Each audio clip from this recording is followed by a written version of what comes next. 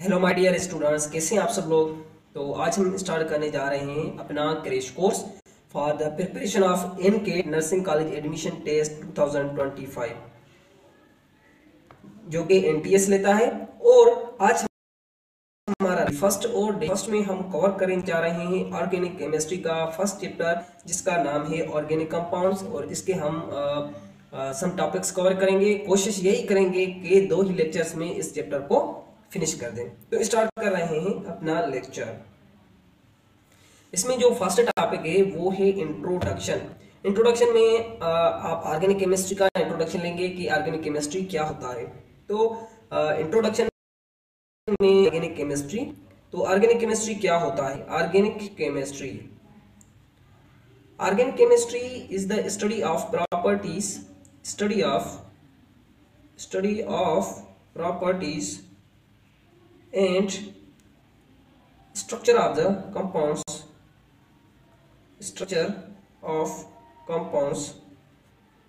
containing carbon and hydrogen। Organic chemistry में हम study करते हैं properties and structure of those compounds. उन कंपाउंड्स की हम स्ट्रक्चर एंड प्रॉपर्टीज स्टडी करते हैं जो कि बने होते हैं कार्बन और हाइड्रोजन के। जो कंपाउंड्स कार्बन और हाइड्रोजन के बने होते हैं उनके लिए एक कॉमन टर्म यूज किया जाता है जिनको हम कहते हैं हाइड्रोकार्बन्स।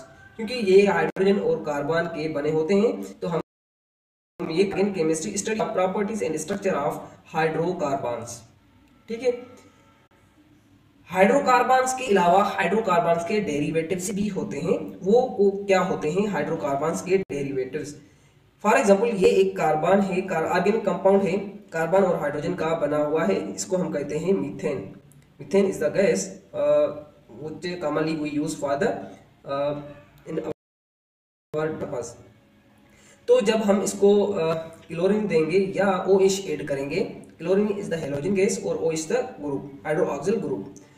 तो ये हो जाएगा कार्बन, हाइड्रोजन यहाँ पे होगा, ये हाइड्रोजन होगा और यहाँ पे भी हाइड्रोजन होगा। यहाँ पे हो जाएगा या क्लोरीन या हो जाएगा OH ग्रुप। अगर क्लोरीन हो जाएगा तो ये हो जाएगा alkyl halide. This is the derivative of hydrocarbon, alkyl halide. अगर यहाँ पे OH ये हो जाएगा alcohol. This is also the derivative of hydrocarbon. समझ आ गया। तो ये जो होते हैं ये होते हैं डेरिवेटिव्स ऑफ द हाइड्रोकार्बन, यानी कि हाइड्रोजन की जगह कोई अदर एलिमेंट आ जाता है तो ये हो जाते हैं डेरिवेटिव ऑफ द हाइड्रोकार्बन। तो इनकी भी हम स्टडी करते हैं ऑर्गेनिक केमिस्ट्री के अंदर।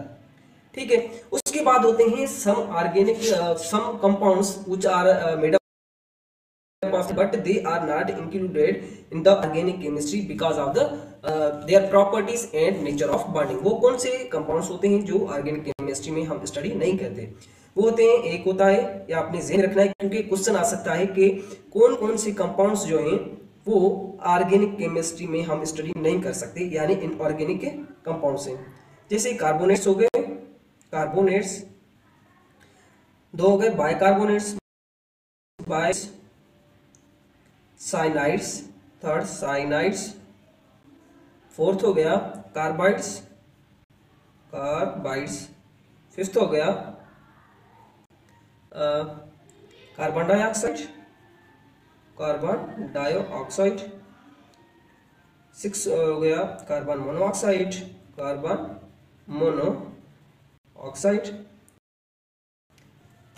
और कार्बन डाइसल्फाइड। 7 हो गया कार्बन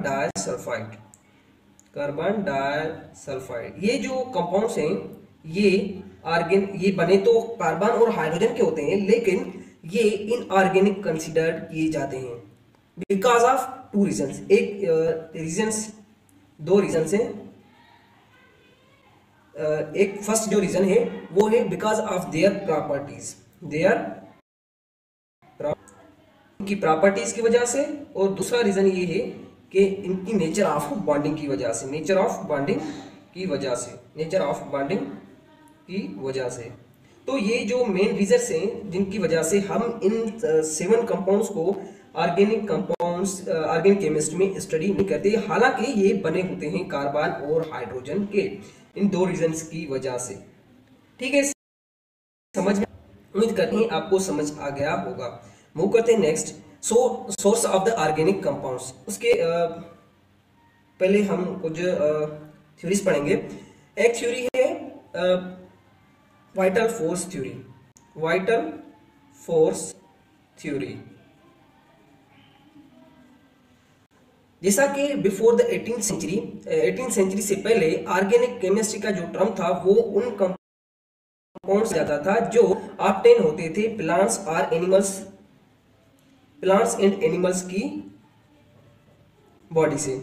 जो भी कंपाउंड्स प्लांट्स और animals and other living organism से हमें जो भी कंपाउंड्स ऑब्टेन होते थे उनके लिए हम टर्म यूज करते थे ऑर्गेनिक केमिस्ट्री।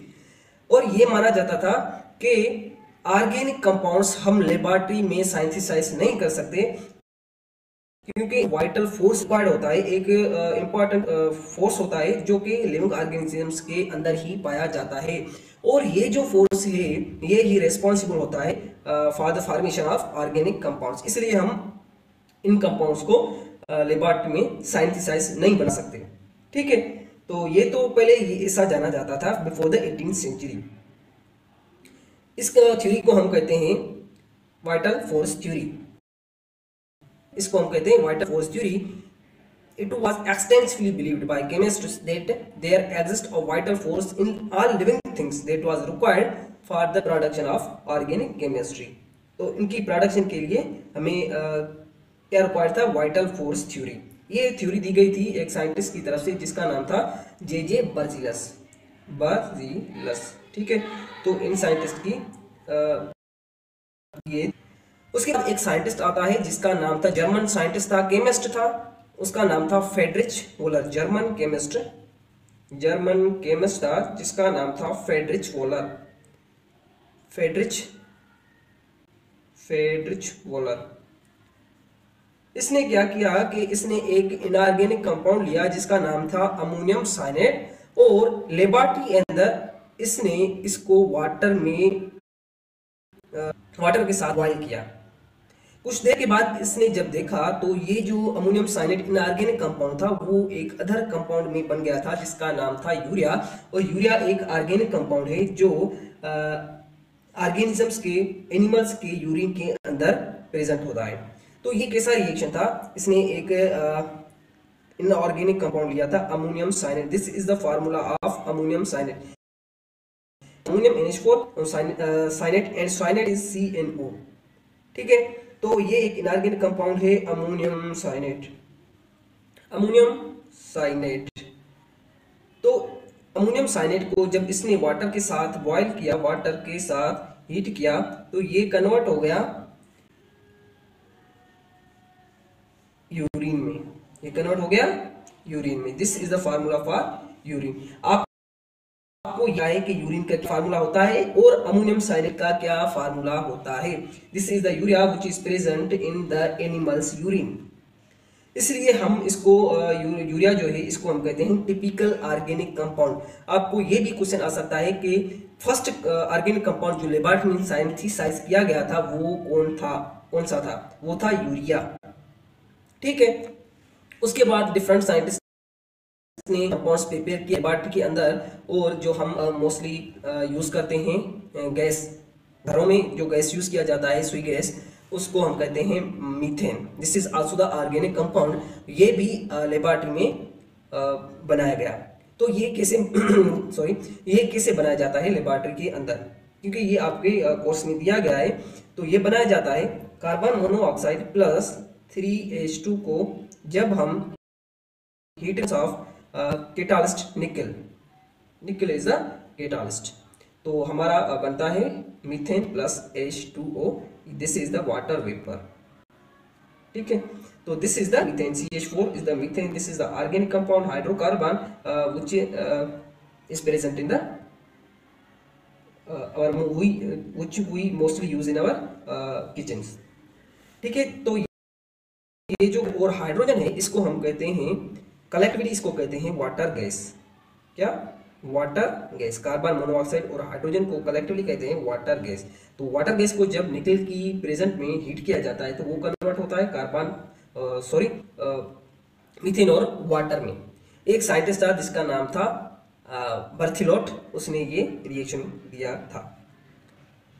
ये जो उसके बाद जो डिफरेंट साइंटिस्ट ने कंपाउंड्स बनाना शुरू किए और ये जो थ्योरी थी वाइटल फोर्स थ्योरी, ये थ्योरी खत्म हो गई।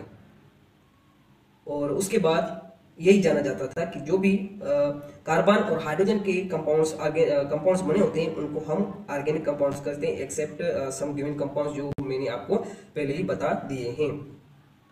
ऑर्गेनिक केमिस्ट्री एक ब्रिज के तौर पर बायोलॉजी में अपना रोल प्ले करती है, क्योंकि मोस्टली जो ऑर्गेनिक केमिस्ट्री यूज होती है वो होती है मेडिसिन बनाने में, और बायोलॉजी तो मेडिसिन से रिलेटेड है ही। Act as a bridge between, ये आ सकता है, act as a bridge between biology and chemistry. ठीक है।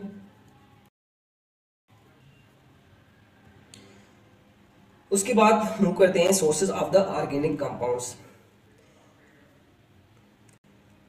ऑर्गेनिक कंपाउंड्स के डिफरेंट सोर्सेज हैं। ये जो ऑर्गेनिक कंपाउंड्स है ये अबंडेंट है in the nature. Organic compounds are abundant in the nature, ये एवरी जगह, हर जगह पे मिलते हैं, अबंडेंट इन नेचर। इनके डिफरेंट सोर्सेज होते हैं, जैसा कि एक fossil fuel, plants, animals and microorganisms. These are for the sources of organic compounds. आपने ये ज़हन में रखना है कि ऑर्गेनिक कंपाउंड्स हम लिविंग ऑर्गेनिजम्स से भी लेते हैं और ये लेबोरेटरी में भी बनाए जा सकते हैं। ये थ्योरी इसने दी थी, ये जो थ्योरी थी वाइटल फोर्स थ्योरी दी थी, वो एक साइंटिस्ट जे बसिलस ने थी, और केमिस्ट जो था जिसका नाम था फ्रेडरिक सोलर, उसने इस थ्योरी को रिजेक्ट कर दिया था। ऑर्गेनिक कंपाउंड्स हैं वो वेरी इंपॉर्टेंट रोल प्ले करते हैं इन आवर डेली लाइफ। ये जो सोर्स हैं ये 4 are the main sources for the organic compounds. उसके बाद है फॉसिल्स। फॉसिल्स क्या होते हैं? जब कोई लिविंग ऑर्गेनिज्म जैसे प्लांट है गिर गया, जमीन पे गिर गया और उसके ऊपर मिट्टी आ गई, यहाँ कोई ऑर्गेनिज्म मर गया तो उसके ऊपर मिट्टी आ गई और वो बरीड हो गया, जमीन के अंदर बरीड हो गया। जब आफ्टर अ लॉन्ग टाइम उनके जो जैसे बोन्स हो गया, इसके लिए तो डिसॉल्व नहीं हो सकते अर्थ के अंदर, तो ये कहलाते हैं remains, fossil remains. These are the fossil remains.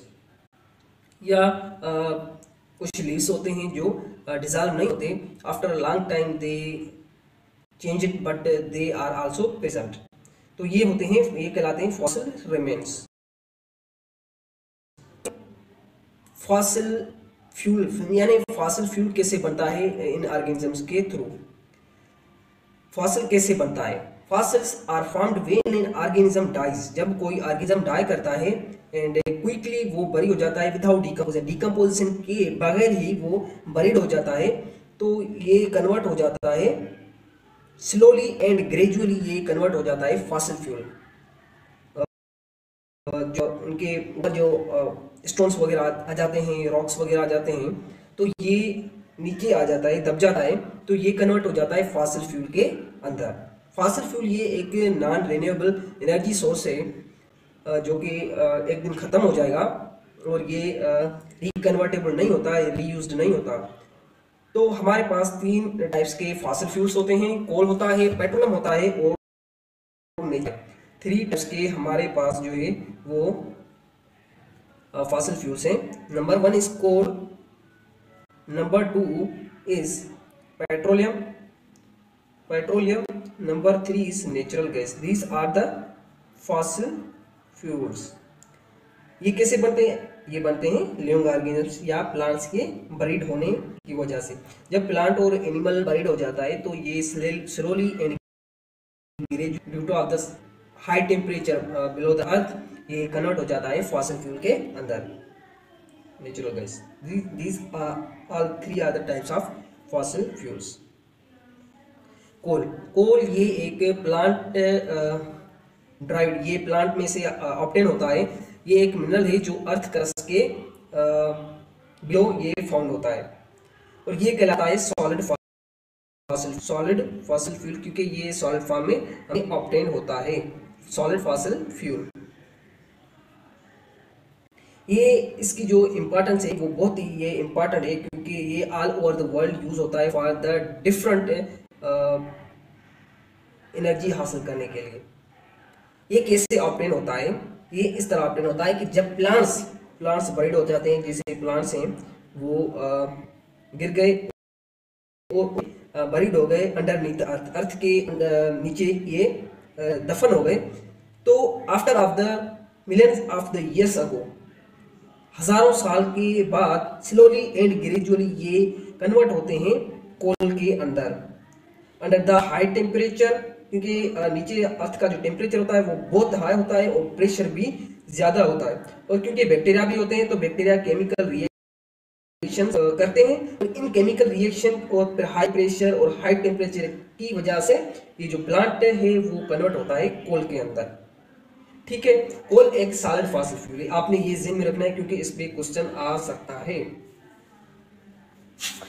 वो करते हैं नेक्स्ट, कोल के डिफरेंट टाइप्स होते हैं। There are the 4 types of the coal. 4 types of the coal slowly and gradually, ये जो प्लांट है वो 4 स्टेज से गुजरता है। Coal 4 types of the coal में कन्वर्ट होता है regarding to the different time period, और इन 4 टाइप्स जो हैं कोल के उनमें डिफरेंट परसेंटेज होता है कार्बन का।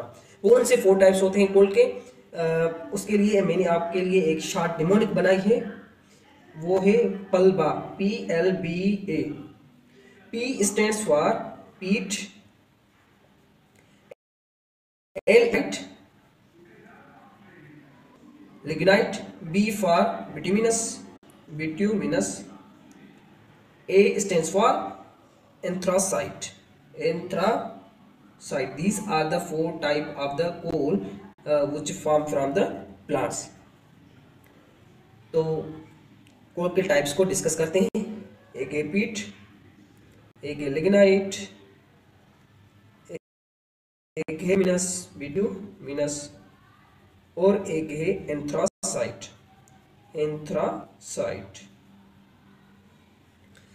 ये जो पीट है ये first stage of the coal formation है। जब प्लांट बरीड हो गया उसके बाद कुछ टाइम के बाद जो प्लांट है वो कन्वर्ट होता है पीट कोल के अंदर।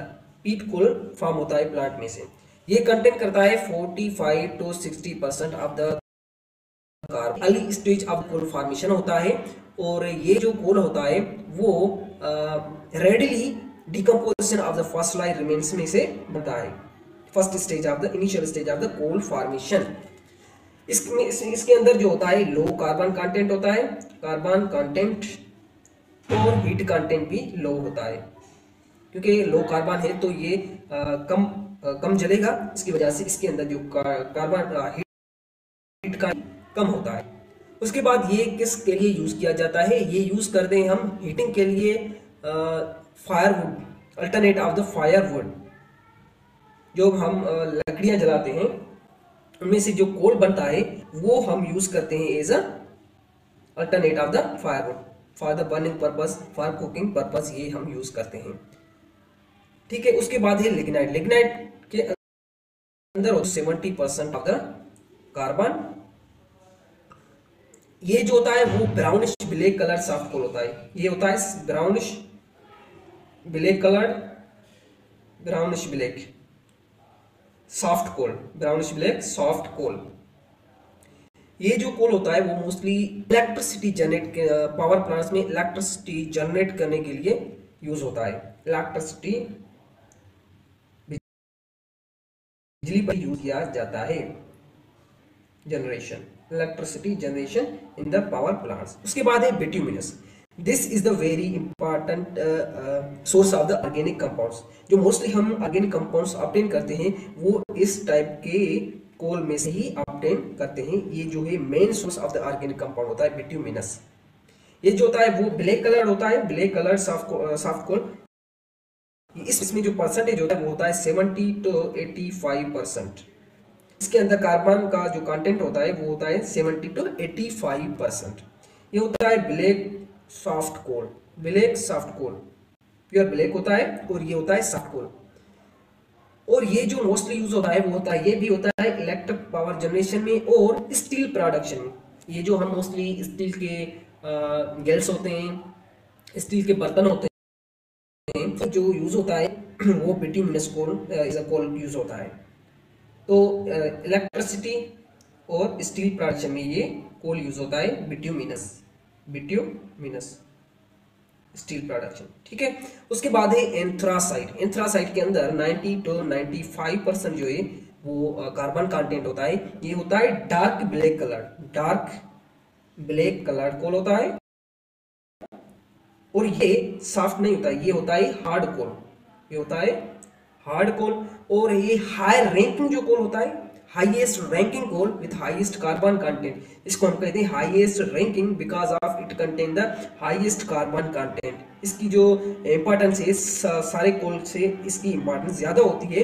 ये यूज होता है फर्नेसेस के अंदर और पावर स्टेशन में एज अ डोमेस्टिक फ्यूल भी ये हम यूज करते हैं, यूज होता है फर्नेस के अंदर। उसके बाद पावर स्टेशन में, पावर स्टेशंस के अंदर ये यूज होता है, और डोमेस्टिक फ्यूल घरों के अंदर जो हम यूज करते हैं for the burning purpose, food के लिए, फूड कुकिंग के लिए, तो ये हम यूज करते हैं डोमेस्टिक फ्यूल के तौर पर भी। ठीक है, ये थे types of the coal, 4 types of the. वो करें हैं पेट्रोलियम। ये जो पेट्रोलियम है ये एक लैटिन वर्ड है, जब हम इसको तोड़ेंगे तो ये होगा Petra. Petra means rock, Petra means rock, and oleum means, plus oleum means oil, oleum means oil. इसका मतलब क्या हुआ, ये हुआ रॉक ऑयल, खाम तेल, रॉक ऑयल वर्ड है पेट्रोलियम, इसका मतलब है रॉक ऑयल, खाम तेल, जिसको हम सिंपल ये कच्चा तेल कह सकते हैं। ये जो होता है वो कॉम्प्लेक्स कॉम्बिनेशन होता है alkanes, cyclo alkanes and aromatic hydrocarbon. These are the types of hydrocarbon. जैसे अल्केन्स, अल्केन्स इसके अंदर अल्केन होता है, ये एक आर्गेन कंपाउंड है। साइक्लो अल्केन होता है, cyclo alkane carbon, aromatic hydrocarbon होता है। ठीक है, हाइड्रोकार्बन होता है इसके अंदर, ये कॉम्बिनेशन होता है इन 3 कंपाउंड्स का। ये कैसे बनता है, ये भी फॉसिल फ्यूल है। तो ये कैसे बनता है, जब एंशिएंट मेरीन एनिमल्स बरीड हो जाते हैं उसके बाद मिलियंस ऑफ द इयर्स ये कन्वर्ट होते हैं मेरीन एनिमल्स। मेरीन एनिमल्स का मतलब जो एनिमल्स ओशन के अंदर, साल्टी वाटर के अंदर, तो उनको हम कहते हैं मेरीन एनिमल्स। क्योंकि जो ओशन समंदर का जो पानी होता है वो साल्टी होता है। ठीक है, तो ये जब ये मेरीन एनिमल्स होते हैं वो जब मर जाते हैं तो ये बरीड हो जाते हैं समंदर के अंदर। तो ये slowly and gradually for the different of the reactions million of the years में ये कन्वर्ट हो जाते हैं पेट्रोलियम के अंदर। इसके बाद ये इसके डिफरेंट जो कॉम्बिनेशंस होते हैं alkane, cyclo alkane, aromatic hydrocarbons में कन्वर्ट हो जाते हैं। तो ये इसका यूजेस क्या होता है, ये पेट्रोलियम कौन से यूजेस के लिए हम लेते हैं। तो इसका फर्स्ट यूज होता है ट्रांसपोर्टेशन। ट्रांसपोर्टेशन में जो मोस्टली हम यूज करते हैं वो पेट्रोलियम यूज करते हैं। पावर जनरेशन में, पावर जनरेशन में, other many purpose, for other many purpose भी हम यूज करते हैं। ये पेट्रोलियम होता है इसको हम, ये होता है रॉक ऑयल में से ऑब्टेन होता है और ये कच्चा तेल होता है। तो इसको हम डिफरेंट प्रोसेस के थ्रू रिफाइनिंग करते हैं और इनमें से डिफरेंट कंपाउंड्स जो है ऑर्गेनिक कंपाउंड्स वो ऑब्टेन करते हैं। रिफाइनिंग एक प्रोसेस होता है, रिफाइनिंग और फ्रैक्शनल डिस्टिलेशन। रिफाइनिंग पेट्रोलियम की, ये पेट्रोलियम जो होता है ये एक गाढ़ा होता है, ब्लैक ऑयल होता है, थिक ब्लैक ऑयल होता है जो जमीन से आता है। तो इनमें से हम कैसे पेट्रोल बनाते हैं, कैसे डीजल और गैसोलीन, केरोसिन, नेप्थल और पैराफिन वैक्स हम इनमें से कैसे बनाते हैं। तो ये होता है एक प्रोसेस जिसको हम कहते हैं रिफाइनिंग। रिफाइनिंग एक प्रोसेस होता है जिसमें एक टावर लाइक स्ट्रक्चर होता है, जिसमें हम पेट्रोलियम होता है, रॉक होता है, वो इसमें डालते हैं और ये इसमें डिफरेंट कंपार्टमेंट्स होते हैं जिनमें ये according to the boiling point different compounds have the different boiling points, क्योंकि ये पेट्रोलियम जो है डिफरेंट कंपाउंड्स का कॉम्बिनेशन होता है। तो जब हम इसको हीट करते हैं तो different according to the different boiling points ये अलग हो जाते हैं। ठीक है, तो रिफाइन एक प्रोसेस होता है जिसमें हम सेपरेट करते हैं को on the basis of their boiling point, on the basis of their boiling point process of separating different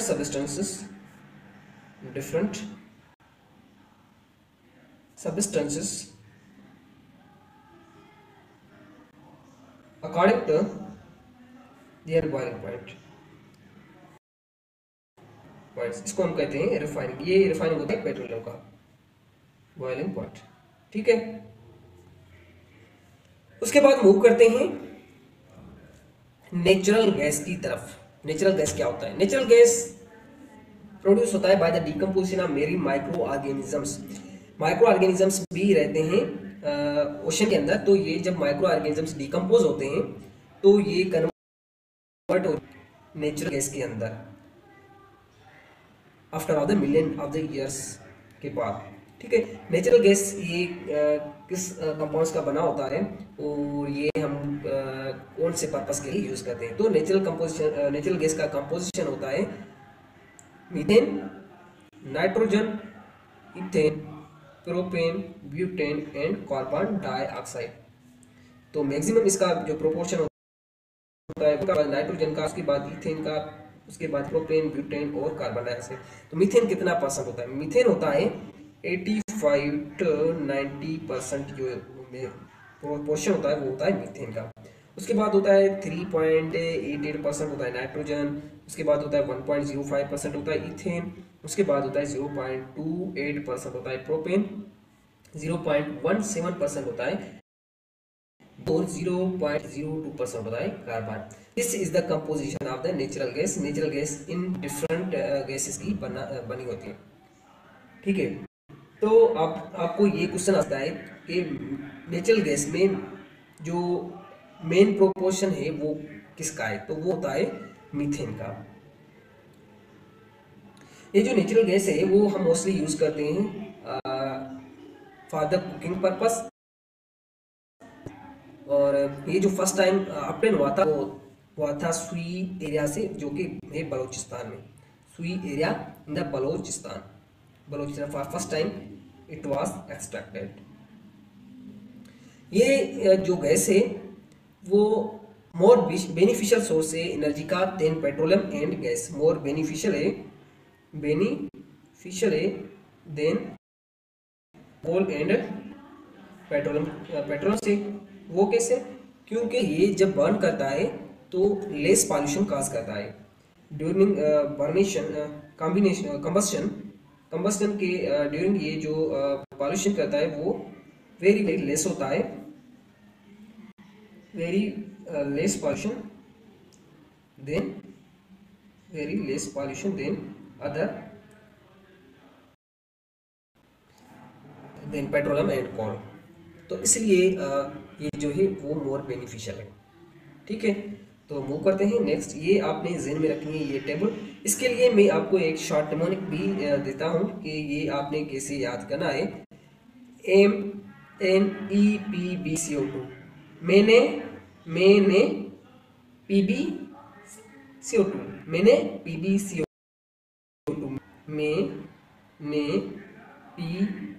PbCO2। ठीक है, मैंने PbCO2 मैंने क्या पी? मैंने PbCO2। ठीक है, ये एक निमोनिक है, शॉर्ट निमोनिक, क्योंकि मोस्टली हम जब टेस्ट देते हैं तो हम भूल जाते हैं। मूव करते हैं नेक्स्ट। इसके बाद जो टॉपिक है वो है नेचुरल प्रोडक्ट्स। नेचुरल प्रोडक्ट्स क्या होता है? एक हो गया ऑर्गेनिक। तो ऑर्गेनिक कंपाउंड्स वो थे जो प्लांट में से एनिमल लिविंग ऑर्गेनिज्म से ऑब्टेन होते थे, और फिर तो ये हुआ था कि ये हम लेबोरेटरी में बना सकते थे। तो ऑर्गेनिक कंपाउंड्स की डेफिनेशन अलग हो गई थी कि जो कंपाउंड्स कार्बन और हाइड्रोजन के बने होते हैं, हाइड्रोकार्बन्स होते हैं, उनको हम ऑर्गेनिक कंपाउंड्स। तो फिर जो हम ऑब्टेन करते हैं plant animals and living organism से, तो ये तो एक क्वेश्चन हो गया जहन में कि फिर हम इनको क्या कहेंगे, क्योंकि डेफिनेशन तो ऑर्गेनिक कंपाउंड्स का चेंज हो गया था। ऑर्गेनिक कंपाउंड्स तो बनाए जा रहे थे लेबोरेटरी के अंदर, तो इनको हम कहते हैं नेचुरल प्रोडक्ट्स। जो प्लांट और एनिमल से हम कंपाउंड्स ऑब्टेन करते हैं उनको हम कहते हैं नेचुरल प्रोडक्ट्स।